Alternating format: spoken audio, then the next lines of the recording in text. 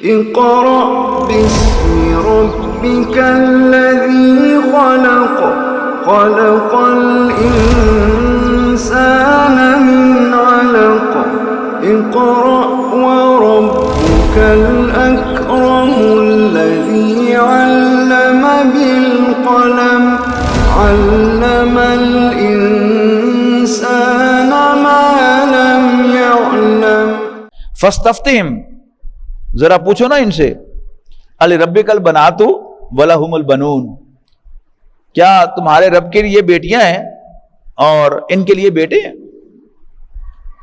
یعنی خود یہ نرینہ اولاد پسند کرتے ہیں کہ بیٹے ہوں، اور اللہ کے لیے انہوں نے فرشتوں کو بیٹیاں بنا کر ان کے بت بنائے ہوئے ہیں مکے والوں نے۔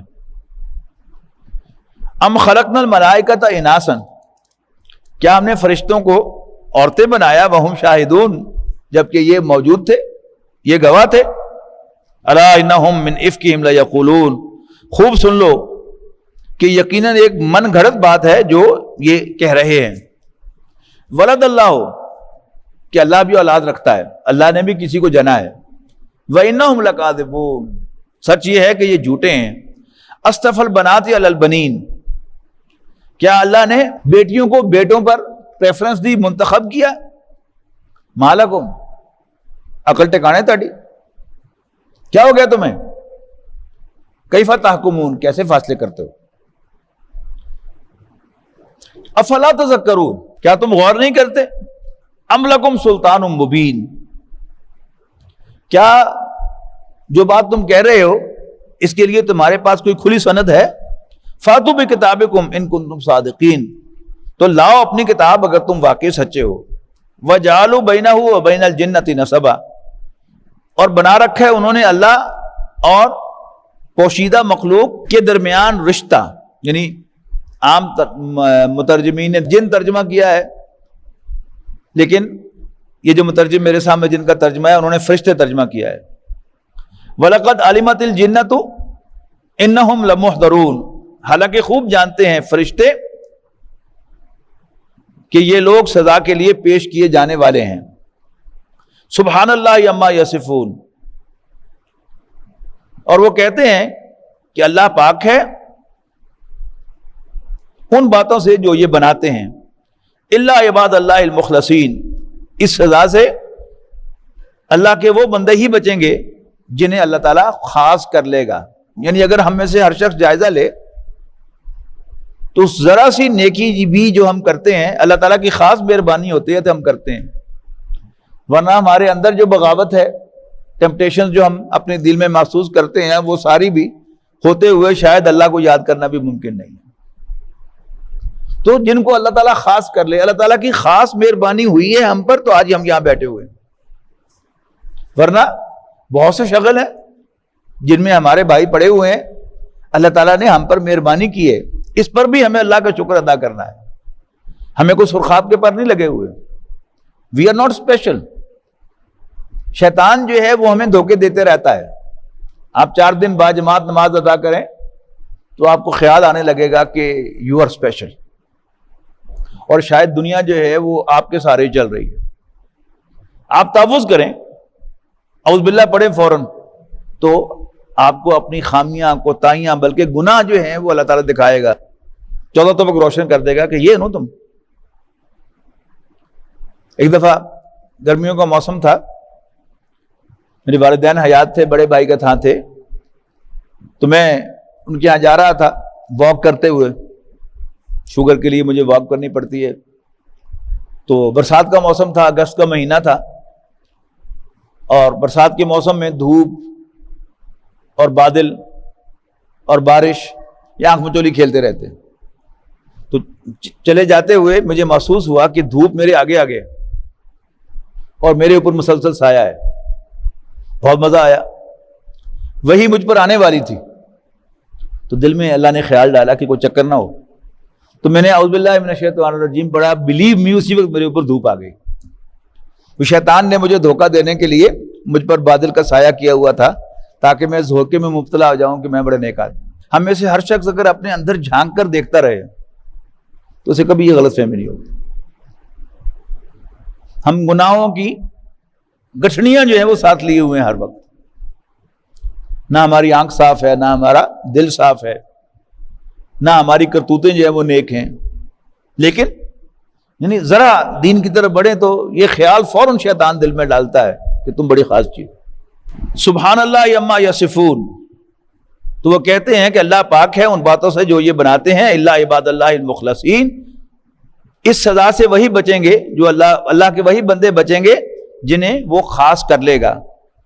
فإنکم وما تعبدون ما انتم علیہ بفاتنین الا من هو صال الجحیم، بلا شبہ تم اور یہ جن کی تم عبادت کرتے ہو نہیں ہو تم سب اللہ کے خلاف کسی کو بہکانے والے. الا من هو صال الجحیم، سوائے اس کے کہ جو جہنم میں جانے والا ہے.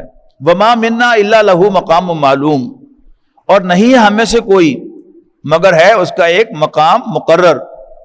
وَإِنَّا لَنَحْنُ الصَّافُونَ، اور یقیناً ہم ہی ہیں جو صف بستہ کھڑے رہتے ہیں. وَإِنَّا لَنَحْنُ الْمُسَبِّحُونَ، اور ہم ہی ہیں جو اس کی تسبیح کرتے رہتے ہیں.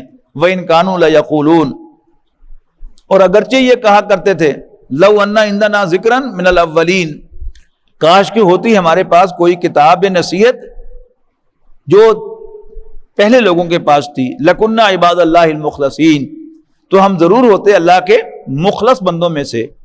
فَكَفَرُوا بِهِ، لیکن جب وہ آ گئی ہے تو اب اس کا انکار کر رہے ہیں. فَسَوْفَ يَعْلَمُونَ، ان قریب انہیں پتہ لگ جائیں گے. وَلَقَدْ سَبَقَتْ كَلِمَتُنَا لِعِبَادِنَا الْمُرْسَلِينَ، یہ بڑا اہم مضمون ہے.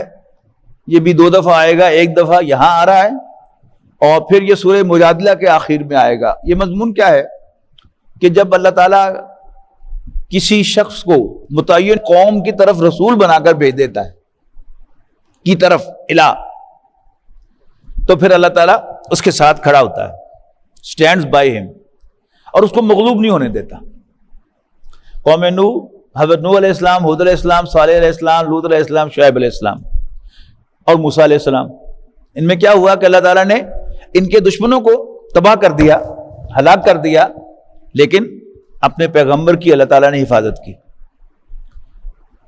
حضرت عیسیٰ علیہ السلام بھی بنی اسرائیل کی طرف رسول بنا کر بھیجے گئے تھے. بڑا واضح کہا ہے قرآن مجید نے سورہ نساء میں بنی اسرائیل پر، یہودیوں پر جو فرد جرم عائد کی گئی ہے کہ ان پر لعنت کیوں ہوئی.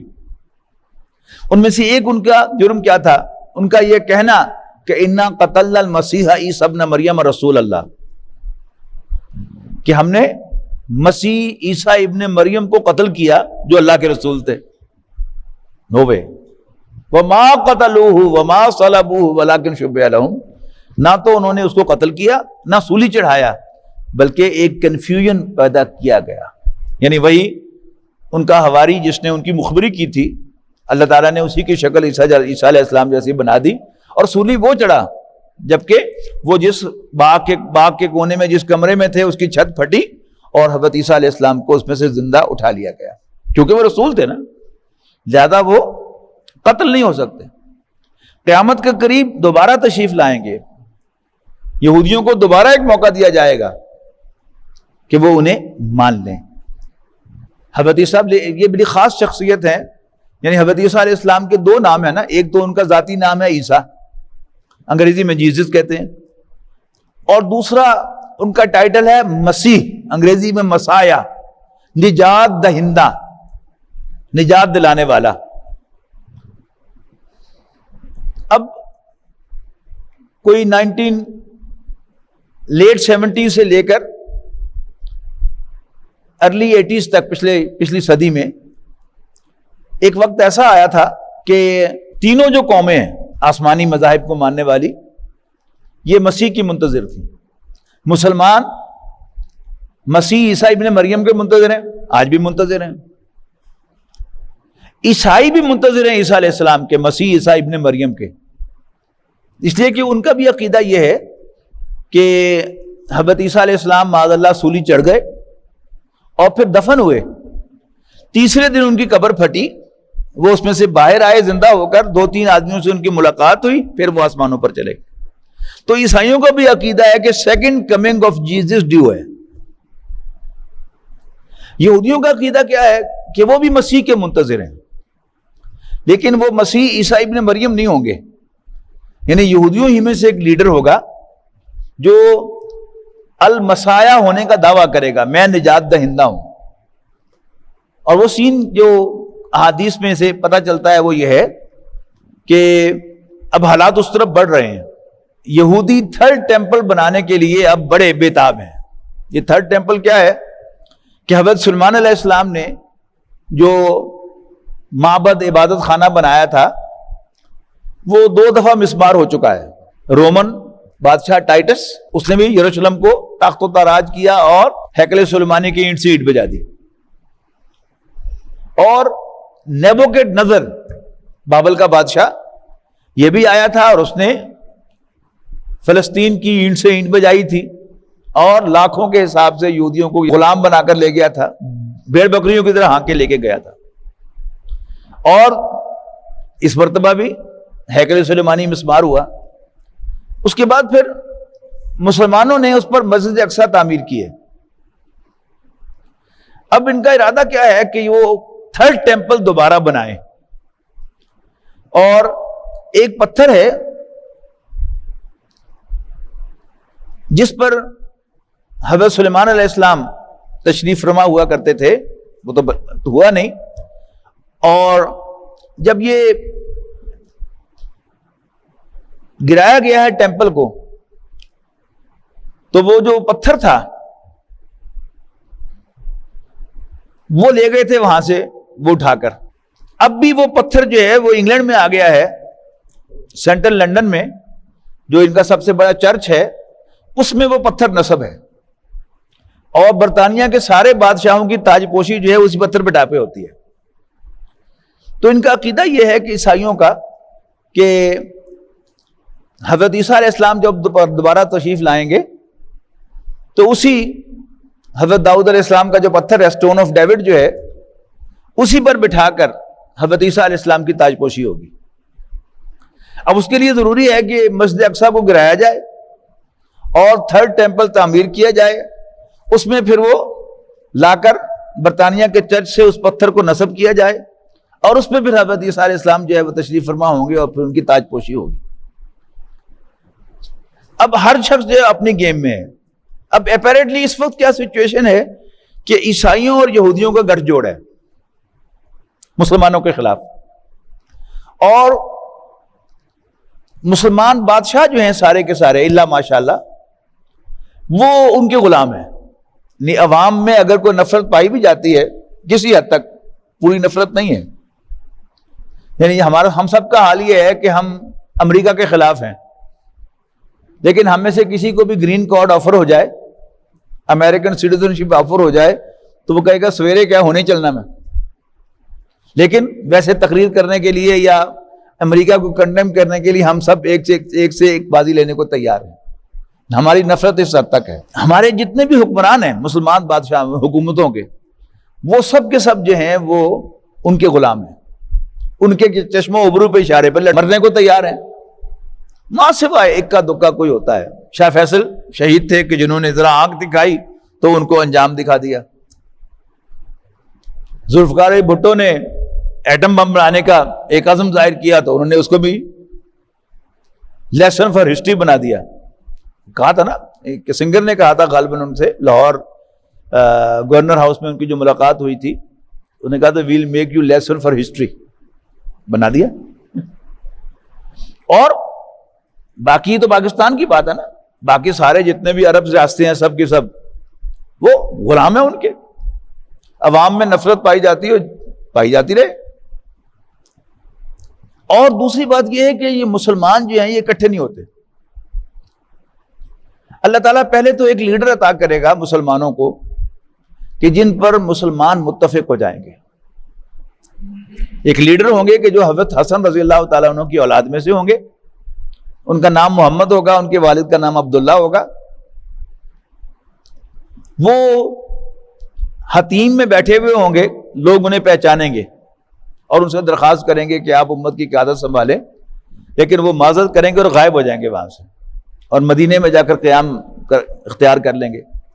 لیکن مسلمان جو ہے اس کی جان جو ہے وہ حرم میں ہے، جب اس کو موقع ملے گا وہ حرم میں حاضری دے گا، عمرے کے لیے جائے گا یا حج کے لیے جائے گا. پھر کچھ سالوں کے بعد پھر وہ طواف کر رہے ہوں گے تو پھر وہ پہچانے جائیں گے اور لوگ ان سے درخواست کریں گے کہ آپ امت کی قیادت سنبھالیں. وہ معذرت کریں گے تو پھر جو مسلمان لیڈرشپ ہے اس وقت حرم میں موجود ان سے کہے گی کہ اگر امت زوال پذیر ہوئی تو پھر اس کے ذمہ دار آپ ہوں گے. تو پھر وہ مسلمانوں کی بیعت قبول کریں گے. یہ امام مہدی کے نام سے جو عام مشہور ہے وہ یہ شخصیت ہے. اب جب مسلمان ان پر متفق ہو جائیں گے، ان پر کنسنسس ہوگا، تو پھر مسلمان بہت طاقتور ہو جائیں گے. تو جو ویسٹ کی یلغار ہے اس کا مسلمان مقابلہ کریں گے. اچھا، پھر یہ جو ہوں گے مسلمان لیڈر، ان کو مشرق سے ایک امداد ملے گی، یعنی خراسان سے کچھ جھنڈے چلیں گے، انہیں کوئی سرنگو نہیں کر سکے گا یہاں تک کہ وہ جا کر فلسطین میں جا کر نصب ہو جائیں گے. یہ مدد ہوگی حضرت مہدی کی. اور خراسان جو ہے نبی اکرم صلی اللہ علیہ وسلم کے دور میں، آج کا افغانستان ہمارا مالکان ڈویژن، یہ جو مغربی بیلٹ ہے ہماری، کچھ حصہ ترکستانی ریاستوں کا، یہ تاجکستان اور ترک، یہ دوسرے علاقے جو ہیں کچھ حصہ، یہ اس وقت تک خراسان ہے. یہ جو افغانستان پر امریکہ اپنے سارے الائز کے ساتھ آ کر حملہ آور ہوا، یہ شاید آپ کی بات سمجھ میں نہیں آتی ہوگی کہ ایک چھوٹا سا ملک کیا کر لیتا اس سے. اصل کیا تھا کہ اگر اسامہ بن لادن تھا بھی صحیح تو ہوا صحیح نوبڈی. لیکن ملا عمر نے جو وہاں پر ایک اسلامی حکومت قائم کر دی، امارت اسلامیہ افغانستان، تو ان کو نظر آ گیا کوئی یہ تو گراؤنڈ پریپیئر ہو گئی. انہوں نے بڑے پکے بندوبست کیے ہوئے ہیں. یعنی ایران کی جو ریاست ہے، ایران ہی میں سے اصفہان میں سے وہ جو جھوٹا مسیح آنا ہے، جو ان کا مسیح بن کے ابھرے گا، وہ اس نے اصفہان میں سے آنا ہے، اور وہ کہاں ہے؟ ایران میں ہے. تو ان جھنڈوں کو روکنے کے لیے بہت پہلے سے انہوں نے بندوبست کیا ہوا ہے. لیکن بہرحال نبی اکرم صلی اللہ علیہ وسلم کا فرمان جو ہے وہ سچا ہے، اس نے ہونا ہے. ایک دفعہ وہاں سے امارت اسلامیہ ختم ہو گئی، اور جب جس ذلت کے ساتھ امریکہ وہاں سے نکلا ہے اور واپس جو ہے وہ طالبان کی حکومت آج نہیں تو کل نہیں تو پرسوں آنے والی ہے، تو وہ ساری وہ گراؤنڈ جو ہے اس کے لیے پریپیئر ہو رہی ہے. پہلے حضرت مہدی جو ہے ان کو کچھ کامیابیاں حاصل ہوں گی، لیکن جب مسیح الدجال آ جائے گا تو پھر اس کے پاس بھی غیر معمولی طاقت ہوگی، ان یوزل. آپ احادیث کے اندر پڑھیں المسیح الدجال کو کہ وہ بنجر زمین کے پاس سے گزرے گا اور کہے گا کہ اپنے خزانے نکال، تو زمین اپنے خزانے نکال کے باہر پھینک دے گی. وہ ایک کسان کے پاس جائے گا، اسے کہا کہ مجھ پر ایمان لاؤ. اگر وہ ایمان لائے گا تو اس کے کھیت میں بارش ہوگی، اور اگر وہ اس کو نہیں مانے گا تو اس کے کھیت میں بارش نہیں ہوگی. Very unusual things. اب غالباً یہ 5G کے ذریعے سے اب معلوم ہوتا ہے کہ یہ ٹیکنالوجی جو ہے وہ بھی ویسٹ حاصل کر رہا ہے. کس حد تک حاصل ہوئی ہے یہ نہیں مجھے معلوم، لیکن بہرحال ان کے دعوے جو ہیں 5G کے ذریعے سے وہ بہت بڑے بڑے دعوے ہیں. تو شاید پھر یہی ساری پاور جو ہے وہ المسیح الدجال کے ہاتھ میں آئے گی، اور پھر مسلمانوں کو وہاں سیٹ بیک پہنچے گا، اور مسلمان حضرت مہدی کی قیادت میں دمشق میں جا کر، یعنی شام میں جا کر گھر جائیں گے. وہاں ایک دن فجر کی نماز دمشق کی جامع مسجد میں پڑھانے لگے ہوں گے، اقامت ہو چکی ہوگی فجر کی نماز کی. تو اس کے مشرقی مینار پر حضرت عیسیٰ علیہ السلام 2 فرشتوں کے کندھوں پہ ہاتھ رکھے ہوئے نزول فرمائیں گے، اتریں گے. حضرت مہدی بھی انہیں پہچانیں گے اور وہ کہیں گے کہ یا عیسیٰ ابن مریم، اے مریم کے بیٹے عیسیٰ، صلی بنا، ہمیں نماز پڑھائیے. لیکن وہ کہیں گے امامکم منکم، تمہارا امام تمہیں میں سے ہوگا، میں تو اس وقت رسول اللہ صلی اللہ علیہ وسلم کے ایک امتی کی حیثیت سے آیا ہوں. اب یہ سارے جو سین ہے اس کو آپ ذہن میں رکھیں. جو بات جہاں سے چلی تھی وہ کیا ہے کہ اللہ تعالیٰ کی جو رسول اللہ جن کو بنا کے بھیجتا ہے، یعنی متعین قوم یا کسی شخص کی طرف، شخص سے مراد حضرت موسیٰ علیہ السلام ہیں جو فرعون کی طرف بھیجے گئے، اور باقی سارے رسول اپنی اپنی قوموں کی طرف بھیجے گئے. تو اللہ تعالیٰ کی سنت کیا ہے کہ جب وہ کسی رسول کو کسی شخص یا کسی قوم کی طرف رسول بنا کر بھیجتا ہے تو پھر اس کے پیچھے کھڑا ہوتا ہے اور اس کو مغلوب نہیں ہونے دیتا. 2 دفعہ یہ مضمون آیا. یہاں کیسے آیا؟ وَلَقَدْ سَبَقَتْ كَلِمَتُنَا لِعِبَادِنَا الْمُرْسَلِينَ، یقیناً ہمارا یہ فیصلہ اپنے رسول بندوں کے سلسلے میں جاری ہو چکا ہے. کیا؟ انہم لہم المنصورون، یقیناً وہ ہیلپڈ ہوں گے، یعنی ان کی مدد کی جائے گی. وَإِنَّ جُنْدَنَا لَهُمُ الْغَالِبُونَ، اور یقیناً ہمارے لشکر غالب ہو کر رہیں گے. فَتَوَلَّ عَنْهُمْ حَتَّىٰ حِينٍ، پھر اے نبی صلی اللہ علیہ وسلم آپ انہیں ان کے حال پہ چھوڑ دیں کچھ مدت کے لیے. وَأَبْصِرْهُمْ فَسَوْفَ يُبْصِرُونَ، پھر انہیں دیکھتے رہو، ان قریب یہ خود بھی دیکھ لیں گے. أَفَبِعَذَابِنَا يَسْتَعْجِلُونَ، کیا یہ ہمارے عذاب کے بارے میں جلدی مچاتے ہیں؟ فَإِذَا نَزَلَ بِسَاحَتِهِمْ فَسَاءَ صَبَاحُ الْمُنذَرِينَ، پھر جب وہ اترے گا ان کے صحن میں پھر ان کا بہت برا حال ہوگا جنہیں وارن کیا گیا ہے. وَتَوَلَّ عَنْهُمْ حَتَّىٰ حِينٍ، پھر فرمایا کہ آپ انہیں ان کے حال پر چھوڑ دیں کچھ مدت کے لیے. فَسَوْفَ يُبْصِرُونَ سُبْحَانَ رَبِّكَ رَبِّ الْعِزَّةِ عَمَّا يَصِفُونَ، اللہ پاک ہے تیرا رب عزت والا، جو عزت کا مالک ہے. عَمَّا يَصِفُونَ، ان باتوں سے جو یہ بناتے ہیں. وَسَلَامٌ عَلَى الْمُرْسَلِينَ، اور سلام ہو پیغمبروں پر، رسولوں پر. یعنی اس سورت کا جو خاص ہے وہ کیا ہے؟ سلیوٹ. سلیوٹ نوح کو، سلیوٹ ابراہیم کو، سلیوٹ موسیٰ اور ہارون کو، سلیوٹ الیاسین کو، اور آخر میں سب کے لیے وَسَلَامٌ عَلَى الْمُرْسَلِينَ، اور سلام تمام پیغمبروں کو. والحمدللہ رب العالمین، اور ساری حمد ساری تعریف اللہ رب العالمین کے لیے ہے. بارک اللہ علی ولکم فی القرآن العظیم ونفعنی وإیاکم بالآیات والذکر الحکیم. ويشفي صدور قوم مؤمنين وشفاء لما في الصدور وإذا مرضت